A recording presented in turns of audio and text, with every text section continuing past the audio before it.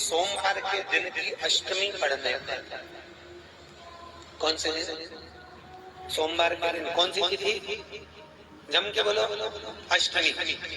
सोमवार के दिन अगर अष्टमी तिथि पड़े और उस दिन अगर 5 बेलपत्र भगवान शिव को समर्पित कर दी जाए तो व्यक्ति जो सोचकर जिस कामना से जिस मनवांछित फल के लिए बेलपत्र चढ़ाता है उसकी वो कामना मात्र 3 महीने में पूरी हो जाती है। मात्र 3 महीने। एक बात बहुत सुंदर है, ध्यान रखिएगा थोड़ा सा। कभी अगर मौका लगे सोमवार की अष्टमी पड़ जाए, क्या पड़ जाए सोमवार की? जम के बोलो जरा। अष्टमी।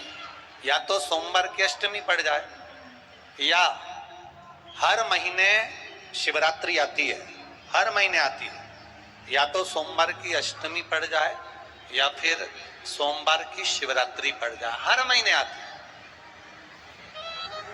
प्रयास करना कहीं से देसी गाय का दूध मिल जाए, थोड़ा सा दूध देसी गाय का मिल जाए, थोड़ा सा देसी गाय का थोड़ा सा दूध अगर प्राप्त हो जाए,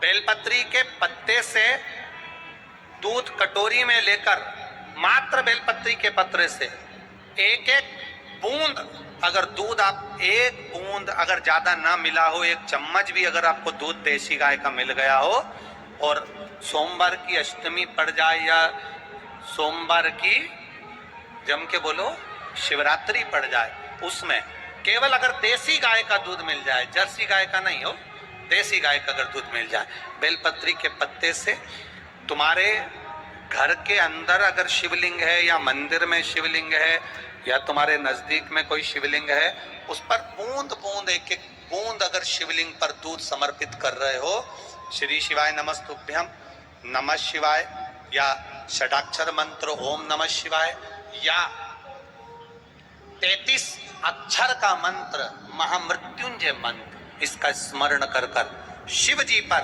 देसी गाय का दूध समर्पित कर कर इस बेलपत्री को अशोक सुंदरी वाली जगह पर अगर आप समर्पित कर देते हैं, फिर आप जिस भी चीज के लिए अप्लाई करें, मेरा देवाधिदेव महादेव आपका हाथ पकड़कर खींचकर आगे बढ़ा ही दे।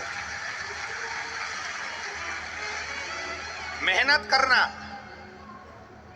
कर्म पूरा करना, पढ़ाई अच्छी करना और पढ़ाई के साथ में विद्या अध्ययन करने के साथ में अच्छी मेहनत के साथ में देसी गाय का दूध भगवान शंकर को समर्पित करना, भगवान शंकर को समर्पित करना, देसी गाय का दूध धीरे धीरे धीरे धीरे समर्पित करना, भावों के साथ अब समर्पित करना। देसी गाय का दूध एक एक बूंद समर्पित करें, धीरे धीरे समर्पित करें। और देसी गाय का दूध जब धीरे धीरे समर्पित करें, बड़े रास्ते से आनंद से धीरे धीरे जब आप समर्पित करेंगे, बेलपत्री वही दूध में सनी हुई बेलपत्र अशोक सुंदरी वाली जगह पर, उस समय पर डंडी का भाग शिवलिंग की ओर नहीं होना चाहिए, उस समय पर डंडी का भाग जहां से पानी बहकर जाता है अशोक सुंदरी की ओर से, वहां पर होना चाहिए। कार्य में सफलता मिलती है। शिव तत्व को धारण। सोमवार की अष्टमी का मतलब आपको इंदौर की कथा में बताया था, जिस दिन शंकर और पार्वती के मिलन का दिवस हो, और केवल एक माता पार्वती के अकेले मिलन का नहीं, 64 योगनिया तक भगवान शंकर से मिलने के लिए आती है। पीला चंदन लगा लेना। कितना लगाना है? बीच वाला जो पत्ता है उस पर पीला चंदन। जब आपको लगे कि मेरा जीवन बहुत कष्टमय है, अब ये रोग, अब ये कष्ट दूर ही नहीं हो रहा, अब ये आए दिन तकलीफ पर तकलीफ बढ़ती जा रही है, आए दिन रोग बीमारी, पैसा घर में बच नहीं रहा, बहुत कष्टमय जीवन है, इसमें लगाओ पीला चंदन बेलपत्री की बीज पत्ती महाराज। और बीज पत्ती पर जब चंदन लग जाए, लगने के बाद में ये दोनों पत्ती पर लाल चंदन लगा लीजिए। इन दोनों पत्ती के बीच में जो डंडी का भाग होता है, आपको कहा था, आपको स्मरण में होगा शायद, हमने जब बेलपत्री की महत्वता बताई थी तो उस बेलपत्री की महत्वता में कहा था ब्रह्मा विष्णु महेश ये 3 हैं, बोला था। बीच में ये बड़ी पत्ती से लेकर जो 2 पत्तियां होती हैं, इनके बीच में जो जगह बचती है, इसमें मां पार्वती के 64 योगनियां, मां पार्वती अपनी पूर्ण सिद्धि के साथ में जितनी भी देवी के स्वरूप हैं, वो माता 64 योगनियां देवी के स्वरूप में यहाँ पर विराजमान होती हैं। 2 पत्ती के नीचे से जो डंडी होती है नीचे तक, ये पूरी डंडी में 33 कोटि देवी देवताओं विराजमान होते हैं इस पूरी डंडी के अंदर। तो ये बीच वाली पत्ती है, ये जो बीच वाली पत्ती का जो भाग होता है, इस पत्ती के भाग में शहद का प्रयोग कर कर, यहाँ पीला चंदन, लाल चंदन, शहद का प्रयोग कर कर, इसी तरह से पकड़कर ये बेलपत्री की जो डंडी है वो अशोक सुंदरी पर जब आप समर्पित करें, तो जहां से जल बहता है उस ओर पर इस पत्ती को चढ़ाकर केवल आपके हृदय की बात कहकर देवाधिदेव महादेव से कोई भी शिव जी का मंत्र, पंचाक्षर, नमः शिवाय, षडाक्षर, ओम नमः शिवाय, श्री शिवाय नमस्तुभ्यम, या महामृत्युंजय मंत्र, जो शिव का मंत्र हो आपके पास में, उसको बोलते हुए देवाधिदेव महादेव को धीरे धीरे जल की धार चढ़ाना प्रारंभ करो। जल की धार जब पूर्ण होने लगे, उसमें थोड़ा जल बचे, तब अशोक सुंदरी पर जो तुमने बेलपत्र चढ़ाई है वहां उस जलधार को चढ़ा। ये प्रयोग आपको केवल सोमवार की अष्टमी पढ़ने पर ही करना है। कौन से दिन करेंगे? जम के बोलिए जरा।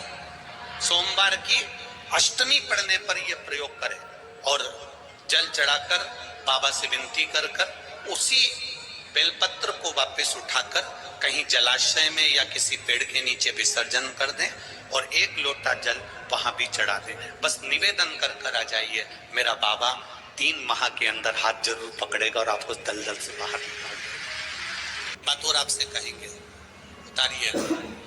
जिसके शरीर में सफेद चमड़ी पड़ने लगती है, चर्म रोग हो जाता है, या चेहरे पर आंख के पास में पूरा कालापन आ जाता है, उसको हमेशा याद रखना है, लाल चंदन का लेपन पीपल के पत्ते पर करिए। काय पर करना है? पीपल के पत्ते पर लाल चंदन का लेपन करिए। लेपन कर कर सोमवार की अष्टमी के दिन उसको लेपन कर कर वापिस निकाल कर शंकर भगवान पर उसका धीरे धीरे त्रिपुंड बनाकर लेपन करना प्रारंभ करिए। जब आप त्रिपुंड बनाकर लेपन करना प्रारंभ करें, उसके बाद उस चंदन को जो सोमवार की अष्टमी है तब निकाल कर लिया है और निकाल कर लाकर उसको डब्बी में रख लें। उस चंदन का प्रयोग चर्म रोग के स्थान पर थोड़ी थोड़ी मात्रा में करना प्रारंभ करें, पानी के साथ मिलाकर।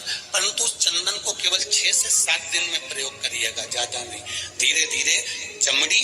परंतु उसको सोमवार के अष्टमी के दिन सिद्ध कर कर बनाना है, उसको सोमवार के अष्टमी के दिन चढ़ाना है। श्री शिवाय नमस्तुभ्यम या ओम नमः शिवाय या पंचाक्षर मंत्र या महामृत्युंजय मंत्र, जो आपको आता हो, शिव जी का जो नाम आपको याद हो, उसको बोलकर चढ़ा, उसको लिया, फिर उसको अपने शरीर पर लगाना प्रारंभ करो। उसका फल आपको 15 दिन के अंदर धीरे धीरे धीरे धीरे प्राप्त होना प्रारंभ। लाल चंदन का प्रयोग शिव जी के लिए अवश्य। सोमवार के अष्टमी के दिन अशोक सुंदरी वाली जगह, सबको मालूम है ना अशोक सुंदरी की जगह, अशोक सुंदरी वाली जगह पर 7 हल्दी की बिंदी रख दी जाए।